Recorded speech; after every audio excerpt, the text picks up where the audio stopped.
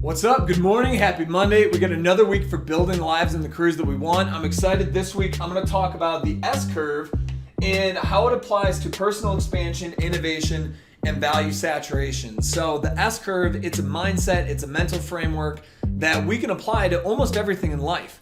And so the better that we understand the S curve, the better we can continue building our lives, our careers, our relationships, and also just understanding better the economy, better understanding relationships, better understanding almost everything, because so many things in life follow this S curve framework. And so what I'm going to break down for you today is what is the S curve. Secondly is what are some applications of the S curve so you can begin to actually see how this mental framework begins to play out in our lives and in our careers and in the economy. But then the third part is personal expansion. So this is where I'm going to break down how can we personally use the S curve to expand our lives and our careers and ultimately our resources so that we're able to give more back to society. And that's something I know I've talked about in previous videos, but success, monetary success, a lot of people believe, I don't need that much. It's not about what you need. It's about, can you continue growing so you can continue giving? The more resources we have, the more we have to give. So in this video, let's talk about personal expansion.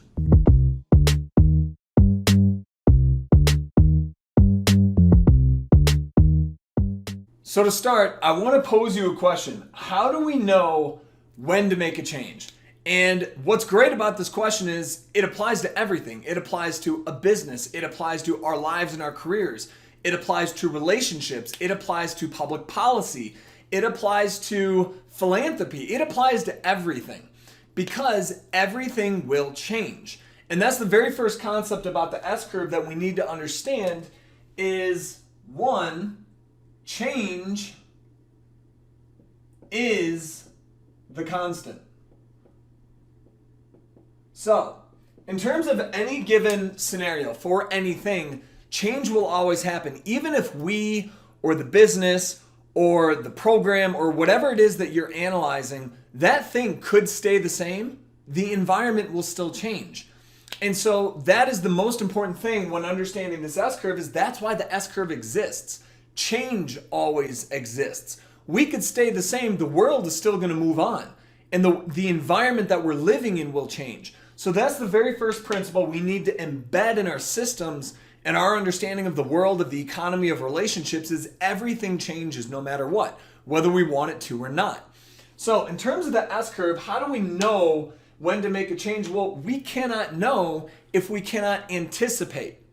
And so in order to know and in order to anticipate, we have to have a framework. We have to have a comprehensive understanding of ourselves, of the world, of how things work in order to actually kind of play one or two or three moves ahead. And that's where we use the S curve. So the S curve, and you've probably heard of this before, the S curve looks kind of like this. So you have the beginning here, and then you have kind of end / saturation here at the top. And so you can see that almost everything has a beginning and almost everything has an end. So think of a living organism. It's either growing or dying because there's constant change. And if you think of a business or if you think of a program or something, anything that is created, well, that thing has to either expand or contract. And so when you look at a typical expansion period or growth of something, well, there's the very beginning of the concept or the idea or whatever it is that you're analyzing or thinking about. And there's going to be a very growth, there's going to be an acceleration period. And that's because most things in life are not linear. We're taught, algebra, and a lot of people believe that, all right, if I put in X, I will get out Y, 1 for 1 or 1 for 2. There's a perfect ratio. Well, in many things in life there are, but I would say in most things in life there's not. It's usually a growth period, a compounding period where there's acceleration. And so if we look at when we start something or when something begins, there's an explosive acceleration period, which is a heavy growth period. And then there's kind of the expansion period, but then eventually the growth rate begins declining and there's a maturation or a saturation period. And eventually it becomes fully saturated. And so if you think about biology, if you think about species, if you think about businesses, if you think about ourselves, our lives, our careers, I mean, instantly you could probably see this in your own job. In your position right now in your career, this period exists. And so for most positions, there's a 6-month adaptation period where it's, I don't know everything. I need to learn so much, and there's an exciting thrill of that explosive growth period in whatever it is that you're doing that's new. So whether it's science, whether it's engineering, whether it's the economy, whether it's biology, viruses, I mean, COVID's a perfect example. There was a beginning and then an explosive growth, and we'll talk about examples in terms of diseases and viruses in a second, but this is, what I want you to see is this S-curve exists everywhere because most things have limits. And so that limit, whatever it is that we're focused on, whatever it is, we need to know and be able to anticipate this is going to be roughly what that growth period or that evolution of whatever it is will look like. Because when we know that there's going to be a beginning, there's going to be an acceleration, there's going to be, call it this is liftoff. This is very hard to write sideways. Liftoff, and then there's expansion, and then there's slower growth, and then eventually saturation, which is kind of where it breaks here, where growth is flatlining, where there's dying as much as there is growing. And that's where it becomes stable. So this is crucial for us to understand. So now I want to get into several applications that just, they demonstrate this S-curve. And one last point before we jump into the applications. So how do we know in terms of the knowing part? We know when we begin to hit here and we begin to feel the effects of the slower growth. When we begin either personally slowing down or whatever it is that we're investing in is beginning to slow down, and we can see the effects of this top curve, that's where we can begin to anticipate that, okay, we're going to eventually reach this end or saturation or maturation period. That's when we know with confidence, now we can begin thinking of the next move. All right, so now let's talk about some real world examples and actual use cases of the S-curve so you can begin to see how this permeates through everything.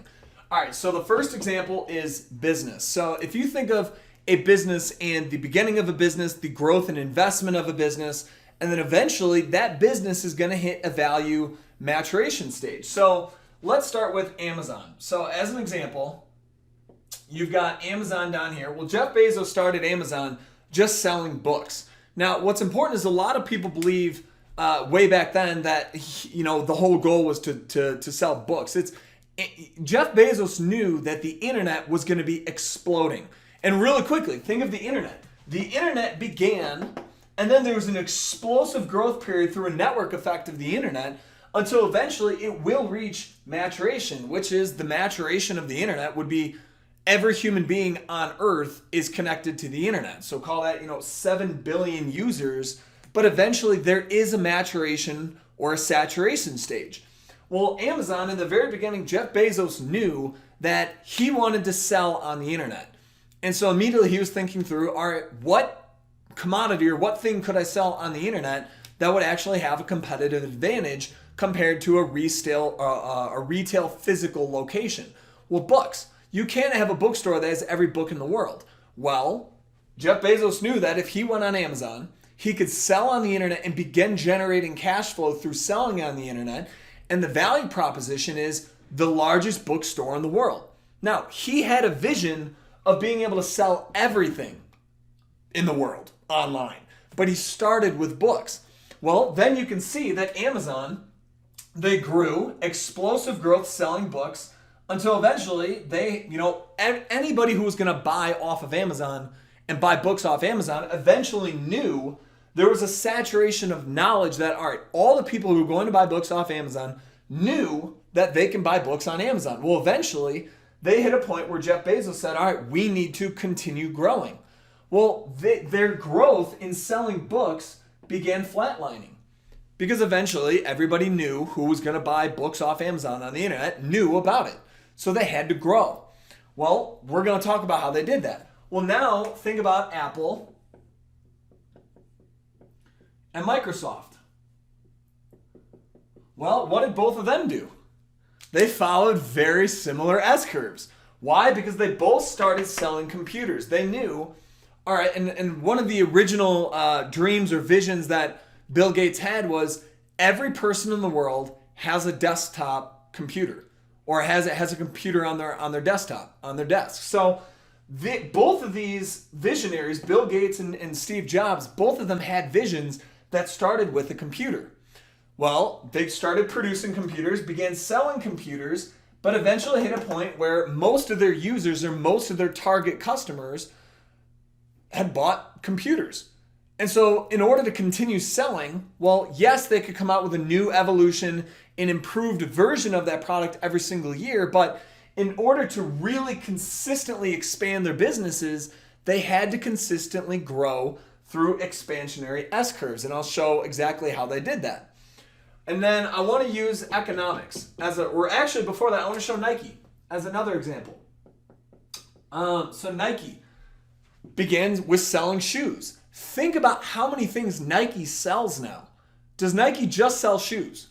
Hell no. They sell pretty much any and all things that have to do with sports or performance or supplements, and they are in everything that has to do with sports. And they're also in some other areas. And so when you think about these companies, they all started originally with, call it one or two products. And those one or two products were, gangbusters, they crushed. And so these one or two products exploded in growth. They had a massive growth period, but eventually they began reaching saturation of the marketplace, their total available market, or at least all of the people within that target market that were going to buy had bought. And so they had two options. One, consistently innovate their product year over year and sell to the same customers, the same users, an improved product. Or what they could do is begin jumping to another S-curve. And that's innovation. So in anything, whether it's, and I'll talk about these other ones, but in terms of this, this is so important. If you're in business, you have to understand this. Every company will have a beginning phase where they're investing time, money, all sorts of resources. They're putting teams together and developing products or services that are extremely valuable. But they're going to go through an explosive growth period. They're going to rocket ship until they expand. So this is expansion in total available market, or target market, if you will, until eventually they begin hitting a saturation or a maturation stage. Once the business hits this point, they have to make one of two decisions, or both decisions. One, how do we consistently increase the value or the money that we're making from these target users or target customers, which, if you've heard that before, it's called lifetime value of a customer, or LTM. I think I'm getting that right. Lifetime value of a customer. That's the most important thing. I've seen it abbreviated in many ways. So LTV or LTM, whatever. And so what they need to do is decide, how can they continue expanding the business? Well, they're generating cash flow here, and then they need to do either one of two things or both things. One is either invest in innovating, consistently innovating these products so that these products continue growing and continue. So think of the iPhone, where Apple has done this with the iPhone. The iPhone, the iMac, it keeps coming out year after year after year. September. We all know a new iPhone is going to be coming out in September. It's going to be faster. It's going to be prettier. It's going to be, we all love it. We all want more. And they keep selling to the same people over and over and over and over and over again. But then what else these businesses do is they're using this generated cash flow to invest in new products, new innovative products, new innovative services, new something new. Because what they want to do is consistently invest in a new S-curve so that they continue expanding. Any business that does not do this will fail. period. Because you have to continue expanding. Because, as we talked about in the first part, change is constant. The environment will always change no matter what. And so in order to continue succeeding and continue winning and expanding, you have to be reinvesting in either a new innovative product that's more valuable and continue expanding and serving in different markets, or the same market in a different way through a different product or different service, or you need to continue improving the one product or the one service that you are, quote, known for, or you've mastered within that business. All of these businesses have done this. They started with one product, grew it, eventually at a saturation, and it had to innovate and consistently invest in new products, new services, but they also continued improving their core product or service. I mean, think about Nike. If you were to look at the Nike workout shoes or tennis shoes or the running shoes or look at any of their core shoes, if you look at their shoes, 10, 20 years ago, they look totally different today. And they have different types of technologies. They have over like 100, probably thousands of patents that just have to do with like shoe technology.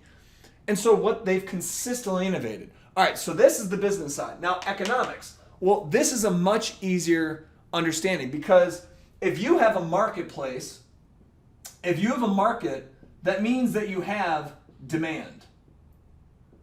But that demand is limited. There's going to be a very limited amount of demand in the marketplace. So in a supersized example, again, using the internet, well, the internet has demand of probably, 90%, 95%, maybe 100% of people in the world. So let's assume if it was 100%, that'd be like 7 billion something people. Well, there's still a limit. There's still a top mark for that market. And so that means that for economics, for anything of value in the marketplace, there will eventually hit a saturation stage or a maturation stage because the supply will start at zero and then supply will accelerate to meet the demand. But once it hits demand, it hits equilibrium. And that's, if you think of, basic economics, supply and demand hit an equilibrium point. Well, that's all this S-curve is saying here too, is that eventually supply will grow, whether it's through one company or through sprouting up of multiple different companies until demand is met. Demand is saturated. I mean, think of Uber. When Uber first came out, all of a sudden there was Uber, there was Lyft, there was, I'm forgetting the names of the other ones, but there were like 5 or 6 of these same companies that essentially did the exact same thing that immediately sprouted out because there were multiple lines that were going, multiple innovative companies that were trying to meet that stage of demand. They were just trying to capture market share because they knew that there was still growth left in the market. And that's all a market is you have a market with, call it 100% demand, and companies will grow in order to capture market share until eventually 100% of the demand is served. And then they began competing for who's going to capture more market share. Well, the only way to capture more market share is either through reinvesting and innovating and improving your product, or eventually serving the market in different ways, building brand value, building customer loyalty, and eventually stealing market share from other competitors. So economics also follows the S-curve. So now we have biology. Okay, well, biology, think about viruses, think about diseases, think about cancer, think about anything that has to do with infecting an organism. So you have the start, if you will. You have a start. So let's say that you have a parasite. So you have a parasite that enters into a living organism in the beginning. Well, that parasite is going to begin attaching to the host, and it's also going to begin breeding. And there's going to be an accelerated compounding effect, because if you have one parasite that, lays eggs or something to 10, well, then eventually, that's a 1 to 10 ratio. Well, then eventually those 10 are going to lay eggs to another 10, and then that's going to be 100. And it just keeps compounding. And so you have viruses, you have infections, you have diseases and viruses, like they will attack the host, compound exponentially until there's only one body. Let's just say it's let's say it's a disease that affects the human body. Let's say it's a parasite again. That parasite is going to grow, and affect and infect and pretty much begin eating away the person, the living organism, until eventually it kills. It will eventually kill the organism if it continues expanding and expanding within the host organism. Well, then eventually, once it kills the organism, what does it have to do? That parasite then has to jump or latch onto another organism, and then it expands. And that's really the circle of life, because also think about species. So most of us learn this in either high school or middle school or something, but like there's a total amount of resources, vegetation, or food for a species in a certain environment. So you could have a species that goes into a brand new environment. It's in a brand new environment. It's going to populate until eventually there's not enough food and water for continued expansion. So what does that animal or organism eventually have to do? Well, it either begins reducing in, literally, it begins reducing reproduction, or a big chunk of the species will begin starving to death or dehydrating to death or be eaten by other animals, or that species will eventually move to a brand new environment where it can then repopulate, expand within that environment, and eventually hit a saturation or maturation stage in that new environment. So biology follows the S-curve as well. Well, what about our personal lives? This is where we need to talk about our careers, our growth, our expansion in terms of value. Because when we start in college, so if it's high school, if it's college, whatever your education level is, and we could talk about, what does education look like 30 years from now, because I don't think the traditional college model now is going to be around 30 years from now. It's broken. And so when we think about the growth stage of the human mind, our development, there's a very specific way that we need to grow. So we start by learning a certain subject or a certain knowledge area, or we begin in a certain position in our career. So let's say you start at your very first job. So you start in your first job, and then you're going to have, call it 3 to 6 months of the holy shit period where you feel like you were just consuming, and you were just explosive growth. Like you were learning, you've never seen this stuff before. It is just like, you're just downloading. You're just trying to survive and thrive. You're just consuming to be able to do your job. So then you're eventually going to begin to hit a point where you realize, all right, I'm good. I've got it. I understand. I can actually begin to do my job really well now. Well, there's kind of two things that happen at this point. So one point is you begin to be creativity, which allows you to begin to think differently. And when you begin to think differently, you're breaking the old mold of how the company was doing things before. So let's say you're in a brand new position, you go through this crazy growth period, you learn, and then eventually you start hitting the point where the growth, the learning point begins to teeter, and you feel like, all right, I've got a good handle on my job. There's two things. One is you begin to be creative, and you can begin reinventing how that position is done, how you do that job. You can begin improving it through innovative ways of doing things, making it more efficient, or you begin attaching things and kind of adding on additional responsibilities in order to innovate that position. Or the other thing that happens is you begin to feel really bored because management or the leader or the company or whatever, people stop you from being creative. If someone is taking this away, if someone is limiting you and you're not growing anymore, well, that's a big problem. Because in order for us to consistently become more valuable, and think of the 100% demand, or our threshold is, that's the beauty of the human mind. We don't have a threshold, at least that we know of. We can consistently learn and grow and develop and compound our own knowledge and understanding of the world. And so if you're in a position where you're no longer growing, you're no longer developing, you're no longer expanding, and you're unable to be creative or you're unable to be promoted, well, that means that you've saturated yourself. You're no longer growing, which means that you're contracting, you're dying, your career is dying.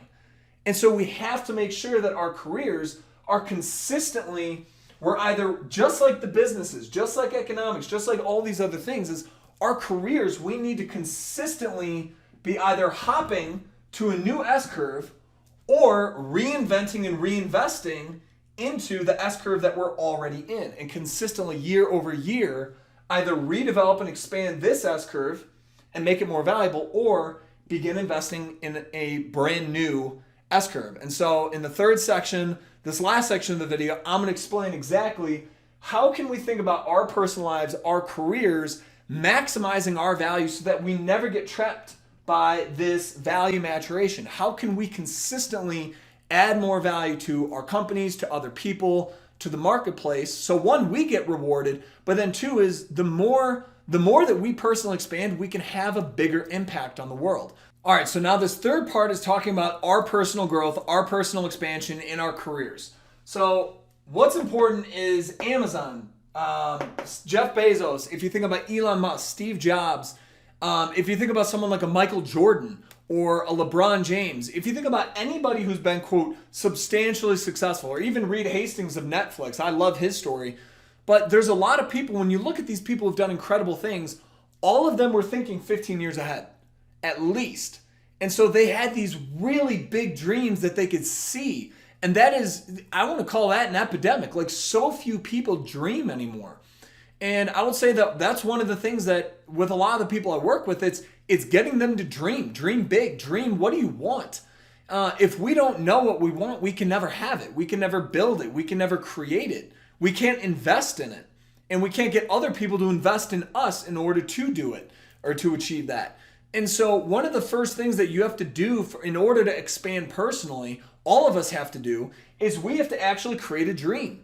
What do we want 15 years from now for our lives, for our careers, for our families, economically, socially, relationally, emotionally, in all the different parts of our lives? And if we don't know what we want 15 years from now, I can guarantee we'll never have it. We'll never get it because we're not going to do what's required in order to have it. So that's step one, is one, dream. Literally. You need to think, what do I want? If you don't know what you want, you can't have it. And that's, for business, for our personal lives, for relationships. Like, I'm sure you've heard, ask and you shall receive. That was from the Lord. And so in everything in life, if we don't ask, if we don't know what we want, we cannot have it. So dream. We have to dream. And I encourage you 15 years in the future. I know that's a huge amount of time. And most people are like, that's impossible. I can't do that. It's like, it's only impossible because you're trying to think of how to get there. It's not about the how. How is not what's important right now. What's important is the what. We need to know what we want, which is kind of the end destination. And think of this as it's a vision. It's a vision of your life. It's a vision of your family. It's a vision of your career, of your finances, of your lifestyle. You wake up. What does your life look like? What do the next 24 hours look like when you wake up 15 years from now? Because if we don't have a mental movie or an image where you can close your eyes and see that and play it through your head, you cannot build it. You have to be able to see it or believe it. And that's kind of what this is like we can only build what we believe. And the belief part is a belief in a vision. To be able to see what we want and believe like, all right, I know what I want, I can go out and build it. So in our careers, if we're starting here, so call this today, 2021. So this is August 2021. Who knows, maybe I'll watch this 20 years from now and be like, yo. All right, so August 2021. That means that wherever we are right now in our lives, right now we're in the middle of an S-curve. So if you were to kind of paint this out, we started somewhere here, and right now we're in the middle of an S-curve. This is where, call this like right now, or who knows, maybe you just started a brand new position or at a brand new company or something. In that case, you'd be at the beginning of an S-curve, but right now you want to think to yourself, in my career, where am I in an S-curve? Am I just starting something new and I'm going to be going through this massive growth period over the next 3 to 6 months, or call it 9 to 12 months? Like, there's different durations of an S-curve, but think about where you are right now and put yourself on an S-curve. Where are you? Are you beginning? Are you expanding? Or are you beginning to mature? Or are you fully matured in whatever it is that you're doing? So then what you need to ask yourself is in the very beginning of this video, that question of how do I know when to make a change? We know when to make a change when we begin hitting a saturation period and our growth stops. If you are no longer growing, you are no longer becoming more valuable. And if you're not becoming more valuable, you've become limited in the amount of value that you can contribute to the world. And so what we need to do is we need to first know, what is this vision? What do we want? And then what we have to do is begin backtracking or reverse engineering backwards to what are all of the things that I'm going to have to learn and understand and master in order to eventually make this happen. So in your career, you might have, call it, I don't know, 1 or 2 or 3 major S-curves. So you might have these growth periods that will eventually get you there. And so you can think of these as, I don't know, like 1 to 3 years.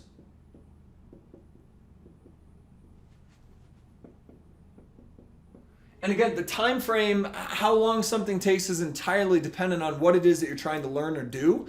But I'm just using this as an example.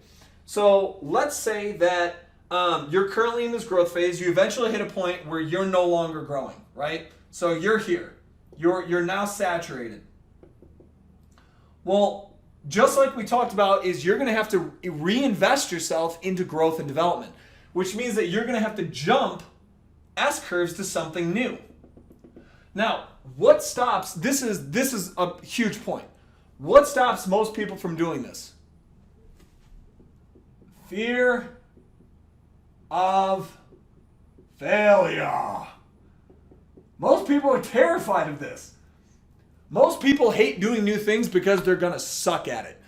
That's part of life. We will always suck at something that we've never done before. Have you ever played the saxophone? If you pick up a saxophone and you've never played it before, you're going to suck. Hands out, you'll be terrible. That's okay because you're at least doing something new. You're on the beginning of a new S-curve. So that's for anything, sports, music, the arts, a new realm of business. If you were an accountant and all of a sudden you're trying to learn marketing, that's a totally different S-curve, but that's okay. And it's not about, you cannot fail if you understand where you are on the S-curve. There is no failure. It's a process. And so a lot of people will never make this because of their inability or they think they're unable to do something new. Or because they're winning here and maybe they're making $100,000 here and they're like, you know, $100,000's pretty good. I'm done. Like I'm gonna cap out here. I have a good lifestyle. Again, if you have the capability of doing more, of giving more, of growing, you have a responsibility and a duty to continue to grow. If you know that you're capable of more, why the hell would you limit yourself? And so what we can do is, it's not about reaching a certain point and saying, I'm good. It's about reaching a certain point and realizing I'm no longer growing, and you jump to somewhere where you're going to learn a skill or a knowledge area or build relationships or understand a different environment that is eventually going to get you to this, that will contribute to your mission, to getting you to your ultimate vision. And so what we do is we consistently jump here, we grow, we expand, we eventually hit a point where we're no longer growing, and then we jump again. And we continue doing this all the way until we eventually have all of the pieces that come together. The pieces, the skills, the knowledge, everything comes together at a later point in time where all of a sudden, all of these, call this part 1, part 2, part 3, part 4, all of these things come together until eventually in part 5, we're able to achieve the vision. And so I don't know what your dreams are. I don't know what your goals are. I don't know what your vision is. But what I encourage you is think about this vision and begin to break it up into what are all the things that I need to learn, to master, to understand, to be able to do, the relationships, everything that I will need. Think of it like a quest. Like you have this massive journey, and within that journey, you're going to have sub-quests. And these sub-quests are these different growth periods of your life and in your career where you're going to have to get these different pieces of the puzzle. And eventually, once you've achieved all these different pieces, you will be able to put them together in order to have that vision, or in order to have that ultimate dream. So I encourage you this week, maybe this coming weekend, take a solid amount of time and map out, what do I want 15 years from now? Because again, you can only have this, you can only build what you believe. And you have to believe and actually be able to know what you want, reverse engineer backwards to figure out, how am I going to have to personally grow in order to get there? And then once you have this map, life gets exciting because you know what quest you're on and you know what you need to learn and what you need to do in order to get what you want. When people have a vision and they have a map to get there, a lot of people sprint. And one metaphor I love to give is, imagine you have a race car, because you are a race car. You have a human brain which is capable of just about anything. And you have the ability to do really whatever you want, to learn whatever you want. So you have a race car, you have a Ferrari, but if you're driving through the mountains and it's cloudy and it's rainy, there's fog, you can't see anything, you could have all of the potential in the world, but you're going to drive at 20 miles an hour, 10 miles an hour. Why? Because you don't know where you're going and you don't have a map to get there and you can't see. So give yourself the gift of mapping out, what would an unbelievably awesome, incredible life that I want for myself, for my family, for my community. Map that out, and then give yourself the gift of transparency to know, what do I need to do in order to get there. So I hope you found this video insightful. I hope it begins to change how you think about your career, because the other thing is, I hope this begins to break your mold of what a traditional career looks like. A lot of people believe, I am a marketer, I am a salesperson, I am a accountant, I'm a finance person, I'm a software engineer, I'm a whatever. You could be anything you want. It's not about what you are. Your job does not define you. Your skill set does not define you. You are more than your skills. You are more than your job. You are more than your title. You are more than your company. You can be anything you want. What's important is, what do you want for your life, for your career? You could learn marketing, sales, engineering, accounting and finance. Like, you could actually chop your career up into, 5 years I'm going to focus on this, and then 3 to 5 years I'm going to focus on this, and then, like, for example, I'm actually working with someone right now they've been a project manager for over 20 years. They're going into medical school. Why? Because it's always been his dream to become a doctor. Well, that is a huge S-curve jump. But how incredible is that? That there's a vision, and he believes that he will be able to be one of the best functional medicine doctors, because his understanding of business and all the things that he's learned over the 20 years, and now he's going to be combining that with the science and medical understanding.